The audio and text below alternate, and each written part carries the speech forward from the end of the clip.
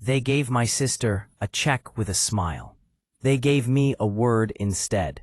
Failure. Say it out loud, and it sits on your name like a stain. You learn to breathe around it. My name is Eli. I tell this like a man who wants the facts to look steady. There is no melodrama in facts. There is weight, and there is consequence. I grew up in the kind of house where the version of success they liked had a stamp and a brand. Veronica got the brand. I got the rest of the sentence. It started small, and then it was everything. Honor roll pictures on the mantel, trophies in display cases, framed camping photos where Dad's arm around Veronica looked like a promise. I brought home B's, an A- that still had breath in it. He asked what was wrong. She got letters from scholarship committees and a party that hummed with guests. I got a state school acceptance and a refusal that felt like a ledger. We do not fund that. So I learned currency in a different way. I learned how bills could lean into someone's life and tilt it. I learned what silence sounds like when it's deliberate. I learned, worst of all, how to stop expecting the people who made me to show up at all. When I got sick my sophomore year, pneumonia hollowed me out. I remember the fluorescent light at urgent care and the way my chest felt like a bell missing a strike. I called home anyway, because hope is a muscle you try to keep alive. Dad said I needed time management. Mom asked about vitamins. A neighbor, Mrs. Chen, came with soup and $500 folded in an envelope, like kindness that didn't have to be explained. She did not ask for anything in return. She sat and pressed the soup container into my hands and said, "You are not alone." It was the first time in years someone was what they claimed to be. Therapy followed. Dr. Walsh put names on the quiet architecture of my life. Protective expectations, displaced affection, conditional approval. She taught me a thing that sounded small, but was a revolution. Boundaries are not punitive. They are respiratory. You do not have to inhale other people's assessments. You can build doors. I practiced. I built a small life that could stand without their applause. I took 2 jobs. I learned design late into nights and got good enough to be noticed. It was not glamorous.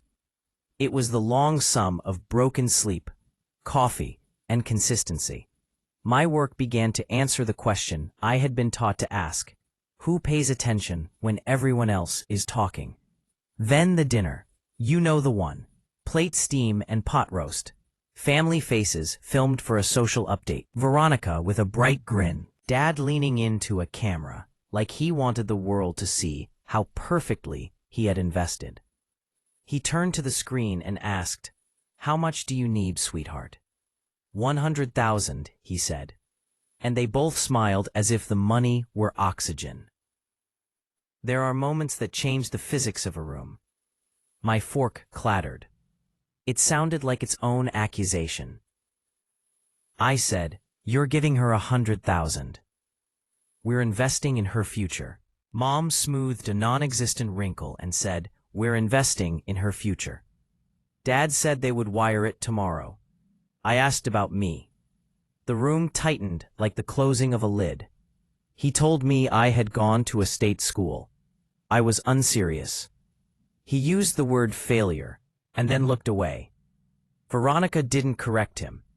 There were 10 people in that room, and nobody stepped toward me. I left. I went, without a coat, into a winter that felt like mercy. I drove home through black trees and thin light. Tears were there at first, the old reflex. But then something slower came, a resolve like a metal in my body. Silence would not be a punishment, it would be survival.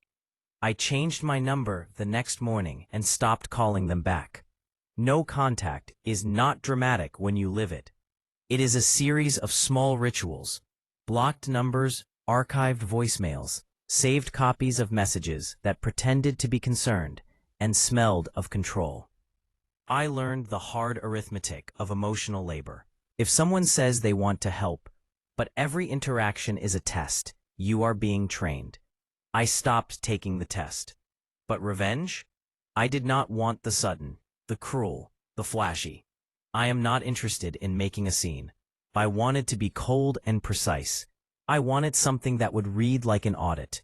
They had used money as performance. I would use truth as proof. My goal was not to break them. I wanted to remove the power they had to rewrite my story. I wanted the ledger to be honest. That's the thing about planning. It is slow. It is patient. It multiplies. First, I collected. I kept everything they had ever said that mattered. Not for melodrama. For chronology. Emails where Dad praised Veronica's sacrifices. Pictures of graduation parties with guest lists. The tax forms I could lawfully access. The public online notices. The fundraiser pages where Mom liked a status and left a canned comment. I had a box of evidence that read like a family album, rewritten into proof. At night, I built a spreadsheet. It was obsessive work. I dated every kindness and matched it with a source. I traced narratives. Where were interests aligned? When did support appear? And to whom? Numbers do not lie. People do. Sometimes by omission. If you stack enough omissions in order, a pattern emerges that is almost geometric.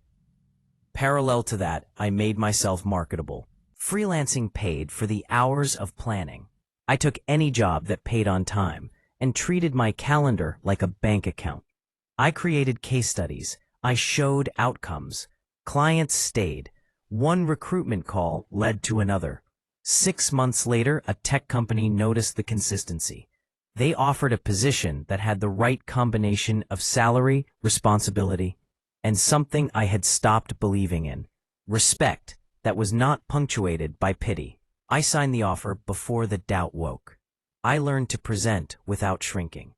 Sharon, my manager, used a short sentence at my first major review. Show your thinking. So I did. Ship dates, research notes, outcomes. The imposter voice quieted when it had numbers to fight against. Years of being labeled had taught me how to build a record. I used that skill for myself. As my salary grew, so did my options. I saved in corners and invested in small, deliberate risks. I did not buy the obvious symbol of success. I bought a different kind of autonomy, an old farmhouse outside of town, 70 acres of tired land. It smelled of primer and history when I first saw it. The inspector gave me a list of problems, written like a poem. I saw sequence, not disaster. There were weekends of sawdust and late-night painting. I learned how to hold a sander and how patience is a machine that polishes. I learned irrigation by failing twice and then less. Tom from next door taught me beekeeping. The bees were a sermon in steadiness. They rewarded good behavior with honey. I planted lavender because I wanted something that gave back, because the color of the fields looks like an honest sunrise. I hired 2 high schoolers to help the first season. I trained them well and kept their hours fair. They were good people and they deserved it. Emma needed a shift so she could save for college. Tyler learned the press and fixed a jam without swearing much. The farm began to pay itself. The first harvest covered the property taxes. The second covered insurance. The numbers were boring and beautiful. Growth looked like bank deposits and sticky hands and the smell of hot flowers in July. Publicity followed small success. Local markets, a feature in a county magazine, a blog that liked the quiet angle. Someone ran an appraisal. I placed it on the kitchen table and let it be what it was, a $2.3 million conservative estimate. I set that paper down slowly and then changed the filters. Everything had its place. My life had become a ledger I kept clean. All of that is context. You have to know how something grows to know what its absence will feel like. Then the drive-by. Veronica was in town for a wine tasting. Wrong turn, she said later. She slowed near my lane and took a picture of the farmhouse. Her photo had my truck in the drive, 3 hives by the barn. Lavender rows aligned like an argument answered. She called Dad. He called me breathless and asked, "Is that your property?" I said, "It is." He softened. "We are family," he said. "We can help you expand." They offered contacts, capital, guidance. They used words like a soft instrument. I had rehearsed this moment in 1,000 small ways. I did not want their money. I did not want their presence disguised as help. I wanted something careful and final. So I listened. I let them talk themselves into it. Then I said, no, firm, short. Therapy had taught me that no is a sentence. They did not like concise answers. The next morning, a plain envelope arrived. Mom's handwriting. Inside was a check for $100,000 with a sticky note that read, "For college, sorry." I sat with it for 10 minutes. My hands did not shake. I fed the paper into the shredder, crosscuts until the numbers disappeared, like a small ritual. Then I took the shredded pieces and mailed them back. Certified, receipt filed. Documentation of performance meets performance. Gad came to my gate the next week. He picked the weekend shoes and the khakis that suggested softness. He rang the intercom. I pressed the button. He asked for 5 minutes. He couldn't look small, but he tried. I stepped out onto my porch, watched the camera blink in the warm light, and said, "Leave." He begged forgiveness. He used the old line, "We are your parents. You have to leave the door open." I told him forgiveness is not reconciliation. Access is not a birthright. The gate stayed closed. He left and I logged the time. That alone would satisfy a quieter soul. But I had planned more than a gate. The plan was to remove the permission structure they had used for years to name me. I wanted to remove the currency of judgment. I wanted to make sure their word did not have the power to remake my past in their favor. So I began to tell the truth in a way that could not be rewritten. Not with screaming or public humiliation. With records, with community, and with presence. I donated time and money to the local schools under my company name. I started a scholarship for kids who worked hard, who were overlooked, who had families that thought state meant failure. I did it quietly for a season. Then, at the county harvest fair, I accepted an award for community agricultural leadership. It was small. It mattered. When Mom and Dad spotted me in the paper and online, her voice turned tight. They tried again with email and gentle notes. I archived them without reading. The mechanics of distance are not cruel if they are deliberate. If revenge is a shape, mine looked like the closing of access and the opening of doors for others. They had used money to shape people's perception of what they valued. I used evidence and generosity and success to change the currency of the narrative. There is a satisfaction in proof. Not the loud kind, a tempered thing. I kept receipts. I logged visits. I archived every gaslit message that suggested my life was smaller because it did not conform to their aesthetic. I did not burn bridges. I rerouted traffic. People who had once flattered my parents began to thank me for the work we did at the market. Teens I had hired wrote letters of recommendation to colleges. My name stopped being a space for pity and began to be an attribution. Maybe it was petty. Maybe it was slow and methodical and a little legalistic. But it was honest, and I liked that. The cruel equipment of favoritism had been used to define me. I refused its jurisdiction. There is a moment when the ledger balances enough that the world stops asking you to justify being. For me, that day was not a single event. It was a season of summers, a string of happy harvests, and a gate that kept its code. The bees hummed like a choir that had no interest in family politics. I slept through the night without bracing for judgment. I woke without asking permission. That is not the end, not for the story. It was only the first chapter of a plan that had been still as a wound, and then, finally, deliberate. I had taken the space to build something they could not buy back with checks or performative apologies. I did become a problem their narrative could no longer solve. I was, to be honest, working toward a closure that felt like a verdict. It would be slow. It would be composed. It would be exact. Because people who named you often forget that names can change when the evidence does their work. After the night they left me for dead, not literally but close enough, I began archiving everything. Receipts, texts, emails, the voicemail where Dad called me a disappointment. The church bulletin where Mom praised Veronica for being the good one. It wasn't about proof. It was about truth, the kind that doesn't shout but waits. Winter came. I kept my distance and built something of my own, a cooperative for small farms, a project that gave kids like Emma and Tyler steady income and purpose. It started small. Then people noticed. Mrs. Chen brought soup, then volunteers. Her daughter Jennifer sent me a note that said, "It wasn't charity. It was care."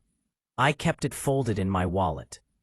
Meanwhile, my parents carried on their public performance of virtue, smiling at fundraisers, hosting dinners, posting about family values, while ignoring the son who refused to play along. I stopped trying to defend myself. You can't reason with people who confuse silence with guilt. So, I let my work speak for me. The farm cooperative grew. We sponsored a scholarship. When the county newsletter listed donors, my name appeared beside theirs, quietly, intentionally. I forwarded the issue to local journalists with 3 lines. I built the cooperative to create jobs. I funded the scholarship so kids aren't punished for their parents' choices. Please consider this context. That was all it took. People started asking questions. Reporters followed the threads. The family image began to crumble. Not dramatically, but slowly, the way frost eats into old wood. Then came the calls.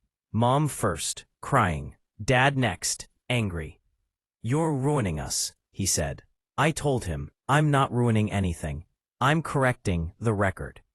When their lawyer tried to threaten me with defamation, I sent a folder of screenshots titled Receipts. That ended the conversation. Veronica called a week later. Her voice trembled. She said she hadn't realized how bad it had been. "You can have forgiveness," I told her. "Reconciliation has to be earned." That line hung between us for a long time. Months passed. My parents sent a letter, handwritten, formal, inviting me to meet. I declined. Instead, I invited them to a community open day at the farm. They came, overdressed, expecting an olive branch. What they found was truth, made public. Under a tree, I thanked volunteers by name, told stories of people who'd helped when no one else did, and spoke about the dignity of small beginnings. No bitterness, no drama, just facts spoken gently. When the applause came, I saw their faces, pride cracking into recognition. People were watching them, not me. They left before the speeches ended. I noted the time. Later that week, a courier arrived with a $100,000 peace offering. I shredded the check and filed the letter beside the receipts. That was closure. Revenge, I realized, isn't punishment. It's realignment. It's the quiet satisfaction of knowing the truth, finally weighs more than the performance. Over time, they tried to rebuild their reputation. A few people believed them. Most didn't. The cooperative thrived. Our farm expanded into neighboring towns. Local news covered our growth. One article mentioned my parents' past support, but ended with a quote from me. Sometimes family is chosen by kindness, not blood. I didn't need to say more. Dad called again last spring. He left a voicemail asking if we could start over. I wrote the transcript, filed it under requests, and moved on.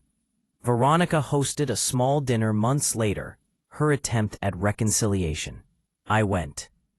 We talked about the weather, about the cooperative, about her kids. It wasn't warmth, exactly, but it was something like peace. The truth had done its work. Now, when I walk the fields at dusk, I feel no fire, no bitterness, just quiet. The lavender moves like a soft tide. The people who showed up still do. The ones who didn't fade. Sometimes I think revenge gets misunderstood. People imagine it's chaos, shouting, breaking, finality. But the real kind, the sustainable kind, is measured. It's turning your pain into a ledger. Balancing the moral account without burning the book. My revenge was patience. My revenge was progress. And maybe that's what they never understood. I didn't need to destroy them. I just needed to build something they could never control, and make sure the truth lived longer than their version of love. Now, when people talk about family, they say mine used to run things, and they always pause at that used to. That's enough for me. Revenge isn't about winning. It's about walking away and letting the truth do the haunting.